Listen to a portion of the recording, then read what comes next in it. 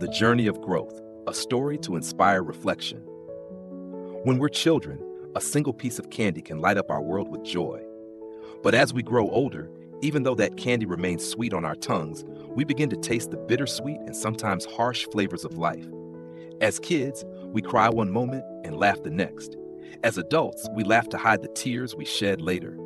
Life becomes a balancing act, juggling the weight of careers, mortgages, car payments, and the societal pressures of marriage and parenthood. These burdens can grow so heavy that sometimes it feels like we can barely breathe. It's in those moments we might ask ourselves, if we all face the same fate in the end, what is the purpose of life? I understand, your life is busy, and these questions aren't easy to confront. But trust me, what I'm about to share isn't just worth hearing once. Revisit it in your quiet moments, when you're cleaning the house or winding down for the day. Save it, share it, and let it sink in over time. In just a few short months, your mindset may evolve in ways you never thought possible. Today, let's explore a question that has haunted humanity for generations. Why are we here? Stay until the end, because the story I'm about to tell may profoundly shift your perspective. The Tale of the Little Pig. There was once a little pig who lived a carefree life with his parents. Every day, humans brought him food and water. Life seemed perfect, but one day, the pig overheard a conversation and discovered the truth. He was being raised for slaughter. This realization shattered his world. Yet, when he tried to warn the other pigs, they simply laughed and continued eating and sleeping, oblivious to their fate. The pig was consumed by despair. He asked his mother, "If growing up only leads to being slaughtered, what's the point of living at all?" His mother replied gently, "Even if the end is inevitable, the happiness we experience along the way is real. Why not savor the joy of the present instead of worrying about the pain that hasn't come yet?" The pig found comfort in her words, but his perspective shifted once more when he noticed a tiny hole in the pen. Though it was too small for him to escape, he decided to make it his mission to squeeze through. Day after day, the pig ate less, exercised more, and endured the discomfort of hunger and exhaustion. Finally, he became slim enough to slip through the hole. He escaped to the wilderness and joined a herd of wild boars. At first, he felt free, liberated from his old life. But soon he realized he was ill-equipped for his new reality. Unlike the wild boars, he had no tusks, no strength, and no speed. He found himself at the bottom of the herd's hierarchy, struggling to survive. Rather than give in to despair, the pig resolved to adapt. Every day he practiced ramming trees, sharpening his instincts, and toughening his body. Over time, he grew strong. One day he challenged the leader of the herd to a fight and won. As the new leader, he stood atop the mountain feeling triumphant. But as he gazed down, he noticed a wooden sign that read, "Wild Boar Training Facility." It was then that he realized the truth. His entire journey, from the farm to the forest, was part of a human experiment.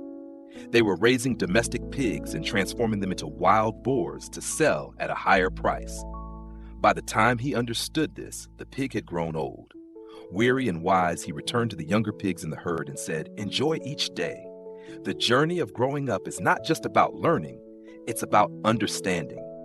And the truth is, most of what surrounds us is ultimately meaningless. The bigger picture. The pig's story is a mirror for our lives. Growing up means uncovering uncomfortable truths. It's realizing that much of what we chase, wealth, power, status, is part of a system designed by others. Whether you rise to the top or remain an average citizen, you're still playing by the rules of a game you didn't create. But here's the secret. Even within this system, you can choose how to live. The pig didn't let despair consume him. He found purpose in the struggle. Similarly, you have the power to find joy, meaning, and fulfillment, not by blindly chasing goals, but by embracing the journey itself. So ask yourself, what truly matters to me? What can I control? How can I live authentically, even in a world full of systems and structures? Reflect deeply, because the answers to these questions will shape the way you live. And as you grow, you'll discover that life's greatest gift isn't in the destination. It's in how you choose to walk the path. Imagine this. Your funeral, the day that marks the end of your story, isn't really about you at all. It's a gathering for others, a reunion disguised as mourning. A man shared a story about his 52-year-old neighbor, a department manager who passed away unexpectedly from a stroke. His wife and children were inconsolable, consumed by their grief. But when family and friends arrived at the funeral, the mood began to shift. People exchanged polite greetings, offered condolences, and then started chatting. Some enjoyed a late-night bowl of porridge, others played cards. The kitchen echoed with laughter as women prepared food together, joking as they worked. Men gathered to drink, smoke, and share jokes, creating an atmosphere that felt more like a party than a farewell. In that moment, it became clear. His death wasn't the centerpiece of the event. Outside of his immediate family, his wife and kids, no one's life was truly altered by his passing. The funeral was just a rare occasion for people to catch up, a break from their routines. The harsh truth is, our existence matters far less to others than we imagine. Beyond our closest relationships, our lives or deaths are mere blips on the radar. We like to think we're the center of the universe, the lead actor in life's grand production. But here's the reality. Everyone else is their own lead too. They're not preoccupied with us. They're worried about how we see them. The world doesn't revolve around us, just as it doesn't revolve around them. This realization isn't meant to depress, it's meant to liberate. When you grasp that others aren't scrutinizing your every move, you're free to focus on what truly matters to you. Their opinions, fleeting. Their attention, momentary. Think about it. Do you even know the name of the neighbor across the street? Did you feel a pang of sadness when the last obituary you read mentioned someone you didn't know? Most likely not. And that's okay. If the world isn't watching, why not take risks? Why not fail spectacularly or pursue dreams relentlessly? The fear of judgment fades when you understand how little people actually care. Their lives will move on, regardless of what you do. And if life feels like an endless performance, remember, you don't have to stay in the spotlight. If playing the lead exhausts you and the supporting role doesn't bring joy, step off the stage. Rewrite your script. Walk away. Don't obsess over leaving a legacy or orchestrating a grand farewell. Instead, live authentically and cherish the connections that truly matter. When the time comes, let your departure be simple. Surround yourself with those who genuinely care, not a crowd that's just there for the occasion. In the end, life isn't about being remembered by everyone. It's about being truly loved by a few. So live boldly, love deeply, and don't waste time worrying about what others think. The world is busy living its own story. Now it's your turn to write yours. A student once wrote an essay titled, "Only by enduring the hardships of life can we truly become someone." This essay was graded with a 0 by a professor in New Zealand, who understood something fundamental.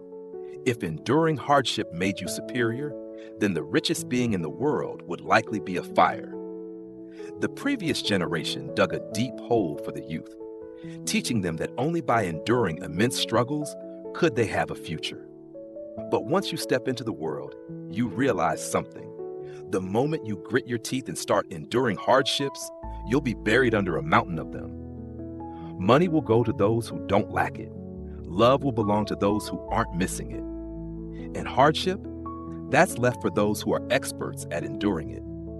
But remember, these are the trivial kinds of struggles, not the ones that come with self-discipline or personal growth.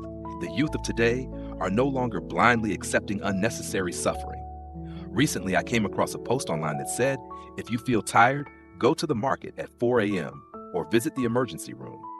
Someone else responded, isn't feeling tired a sign to rest? Why compare who's more exhausted? According to that logic, only the most exhausted person in the world, out of 8 billion people, has the right to say they're tired? Developing resilience is essential, especially when you can't avoid hardship. But we must not glorify suffering for the sake of suffering, because it can trap us in an endless cycle of self-depletion.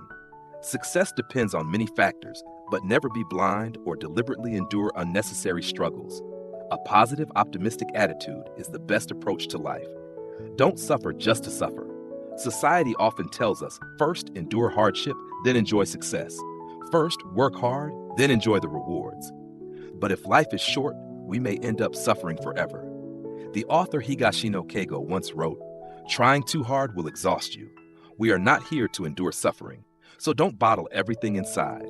When you feel overwhelmed, slow down, When you're tired, rest. When you're sad, cry it out. Don't keep fighting yourself. Nothing is more important than living a healthy life. In the West, the way people live reflects a mirror to us. They work for half the year and play for the other half. They buy houses to live in, cars to get by. We're not on this planet to work nonstop or suffer endlessly. We're here to enjoy life and experience its wonders. In life, some will admire you, others will look down on you. Some will envy you, others will misunderstand you. You cannot please everyone, so don't focus too much on how others perceive you. Always remind yourself, your body belongs to you, so take good care of it. Your emotions belong to you, so cherish them.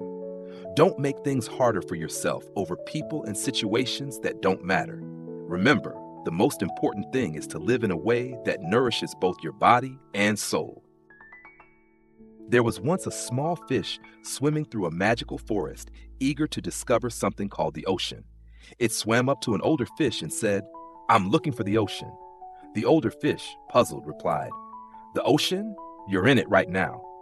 The small fish shook its head and said, "No, this is just water. I want to find the ocean." We spend our lives searching for the meaning of existence, much like a fish swimming in water, desperately searching for the ocean, unaware it's been surrounded by it all along. Many of us feel the pressure to find meaning in everything we do. We're constantly chasing after purpose, sometimes even in the simplest pleasures, reading a book, watching a movie.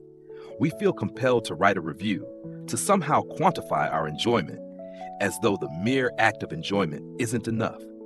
We've been taught since childhood that eating, playing, or enjoying ourselves is a waste of time. Hard work and suffering were deemed the true essence of life. We're told that to live meaningfully, we must achieve, and so we exhaust ourselves chasing after these goals. The stress is overwhelming, especially when life throws us off course, losing a job, experiencing heartbreak, facing hardships. We feel depleted, mentally and physically. But here's the truth. Not everything needs to have meaning. Eating, playing, relaxing, these aren't wasteful. Enduring hardship doesn't automatically make your life meaningful. When you're overwhelmed, remember that life is a collection of countless experiences. You don't always need to be productive or constantly searching for deeper meaning. Sometimes it's enough to sit, breathe, watch the sunrise, gaze at the stars, or simply lay in the grass all day. Those moments of stillness are profound in their own right. The meaning of life is not found in following society's blueprint, marrying at 20, building a career by 30. Meaning comes from within, from how we choose to live and enjoy each moment. Life is a vast open field, not a train track. As long as you're savoring the present, you've already found meaning. Now, what's the biggest difference between humans and animals? Some say it's because humans can find meaning, while animals cannot. But I don't believe that's true. Neither animals nor humans inherently have meaning. We evolved from animals, and the world didn't suddenly become meaningful just because we gained consciousness. Animals don't care that their lives lack meaning, and they don't spend their time searching for it. Humans, however, are aware that life may seem meaningless, and that awareness drives us to search for purpose. In that search, we created religion, philosophy, and art, and with them, we gave our lives meaning. It's in this process that we find significance, not because the universe has preordained it for us, but because we chose to create it. Meaning doesn't come from the cosmos, and it's not a gift waiting for us. It's something we cultivate ourselves, right here, right now. The story of the man and Buddha is a powerful reminder of the fleeting nature of life. A man had just passed away. In that very moment, he realized how short his life had been. He saw Buddha approaching him, holding a small box. Buddha spoke, "Let's go." The man, filled with panic, replied, "So soon? I still have so much to do." Buddha, with a soft smile, said, "I'm sorry, your time has come." Curious, the man asked, "What's in the box?" Buddha replied, "Everything that belongs to you." The man, confused, asked, "Do you mean my wealth, my clothes, my money?" Buddha shook his head. "Those were never yours, they belong to the world." The man then wondered, "What about my memories?" Buddha answered, "No, memories belong to time." "Could it be my talents?" "No, they belong to your circumstances." The man asked again, "Then, my friends and family?" "They belong to the journey of your life." "What about my wife and children?" he asked, heart heavy. Buddha gently responded, "They belong to your heart." With a sigh, the man asked, "Then surely it's my body."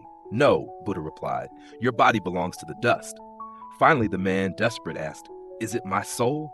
Buddha smiled, "No, your soul belongs to me." The man took the box, opened it, and found it empty. Overcome with emotion, he asked, "Did I truly never own anything?" Buddha softly nodded. "That's right. Nothing in this world truly belonged to you." "Then what is mine?" the man asked, tears in his eyes. Buddha replied, "The only thing that truly belongs to you is the present moment. Life is a series of choices, of embracing and letting go. We are born with a cry, and we leave this world amidst the cries of others. The time in between, that's our life." Even the Creator has a sense of humor. The cat loves fish but can't swim, and the fish craves worms but can't walk on land. Life is a balance of possession and loss, of choosing and letting go. Science suggests that 55 years after our departure, time will erase all traces we've left behind. In a way, we die 3 times. Once when our heart stops, once when the last person who remembers us passes, and once when every image, every video, every trace of us disappears. But if life holds no ultimate meaning, understanding this isn't meant to destroy our will to live. Rather, it's a reminder that the greatest meaning of life might be living fully in every present moment. This means cherishing every moment of love, every hug, every shared meal, every gathering with loved ones. It's about valuing those around us and living fully today. Perhaps that is the truest meaning of life. So don't let the small things bother you, and don't trouble others with your burdens. Live each day with a philosophy of kindness, for that may just be the most profound meaning of all.